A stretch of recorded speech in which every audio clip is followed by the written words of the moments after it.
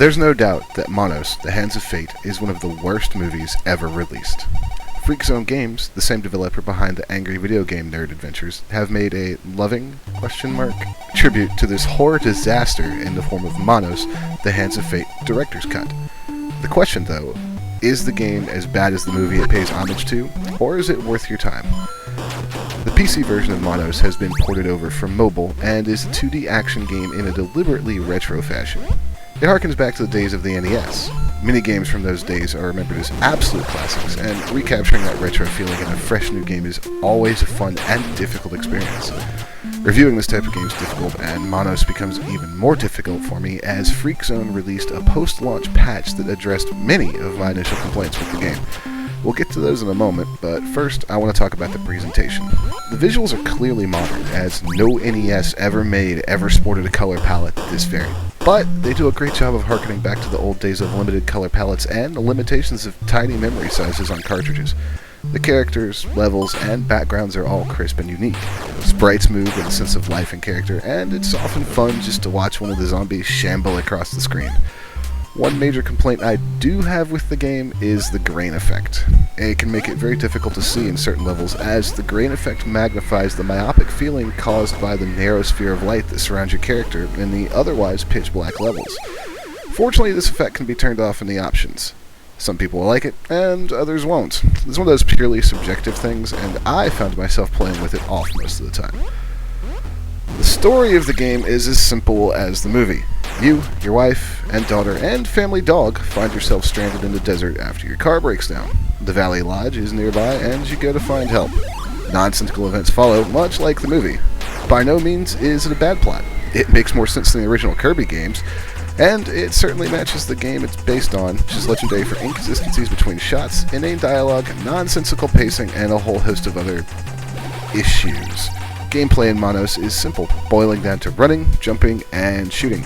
Initially, I felt that the jumping controls were a bit too floaty, even slightly loose at times. Much to my delight, however, FreakZone has made a few changes to the placement of certain enemies in the levels, and this has eased my frustration some. While I still feel a slight disconnect with the controls, I feel less punished now when I don't time a jump perfectly and get hammered off the screen by a random enemy hurtling in from out of frame. This isn't to say that I still don't sometimes feel a disconnect with the jump controls. I just feel less like I'm going to die instantly if I do slightly mess up a jump. Speaking of dying, get ready to die a lot. Manos is punishing. Once again, with the initial version of the game, I felt it was punishing for all the wrong reasons, such as the airplane level that took away all your hit points and subjected you to insta-kills. That's since been patched, and I could say it was for the better. On the positive side, Manos has many things I remember fondly from the old NES days. A large part of the levels are pattern-based, meaning that learning a level and the routes of the enemies within the level can allow you to flex your speedrunning muscles and absolutely destroy a stage.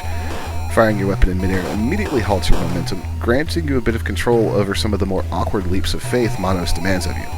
Exploration is rewarded, as it will often uncover Hands of Fate, which will increase your life bar permanently. And, as an added bonus, health pickups are plentiful, along with shiny gems and coins, which increase your score. Or rather, health pickups are plentiful on normal difficulty. On harder modes, the game is nowhere near as generous, and on nightmare difficulty, you better bring your A game. This is NES hard at its most punishing worst.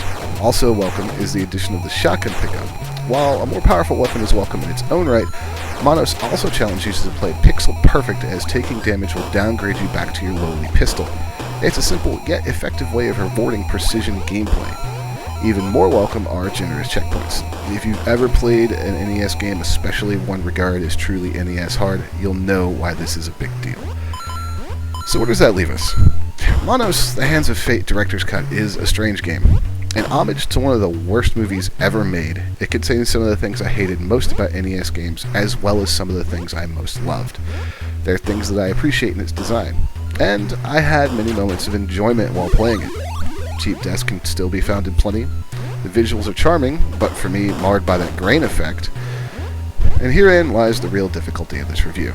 I'll make no secret of the fact that when I initially published my written review, I scored Manos a 4.5 out of 10, saying, There are great ideas here, it's just too bad that, like the movie it plays homage to, Manos, the Hands of Fate director's cut is inconsistent, irritating, and not all that enjoyable in the end. With the patch fixes that has since been put into place, however, I feel that I can no longer in good conscience keep that score. A few simple yet telling tweaks have made a world of difference for me. While I still feel that there are some inconsistencies in the game, particularly a few rather brutal difficulty spikes, the overall experience is much improved. Still not perfect by no means, but much closer to what I imagined FreakZone's initial vision was. I can now safely rate Manos, the Hands of Fate director's cut, a 6.5 out of 10. Now, if only I could find out who was responsible for that damn screaming noise from the flying skulls and throw them down a bottomless pit.